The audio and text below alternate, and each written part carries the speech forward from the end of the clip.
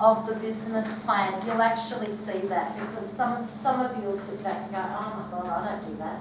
Oh, I don't think about that. You actually should. And the reason being is the last point, but I'll get to that in a minute. You gain a deep understanding. You really understand the business that you're in. And we've talked about in ACBC about jobs versus business. Are we creating a job? Are we creating a business? But one of the things with them, serious business owners do this sort of stuff. People playing in business are really creating jobs for themselves or playing with it. But you really get a deep understanding of what you're doing. It's great for accountability and keeping you on track. Being, small business, there tends to be one or two of you in the business. Who's keeping you accountable? Particularly if you're married to each other. We know this. Who keeps you accountable? So this is a good way to do it.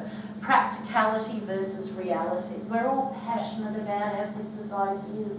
We know what we want to do and everything, but you've got to have something that's a bit practical that goes with it. You can't leap, or very few people leap from idea to millionaire. So it's a great way to work through what ethics you want for your business, how you want to be perceived in the marketplace, what sort of image you want as a business and how you operate.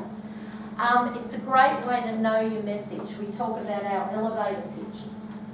When we get up in networking and we've got 30 seconds to engage people in our business. If you go through this process, you'll really understand about your business and you can pull out the key components, and we'll see why.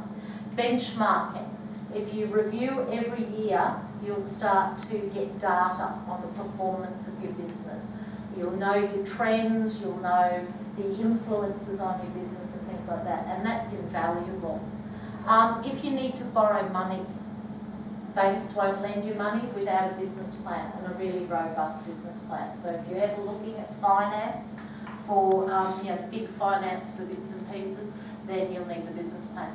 And this is the one that people don't like to hear, but business planning tells you whether you actually have a valid business or not.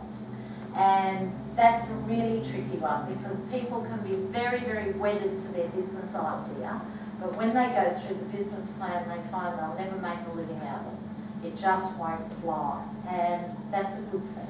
It doesn't mean failure or anything. It actually means that you haven't set yourself up to fail. Don't always like the idea, but that's good for what we do in a business plan.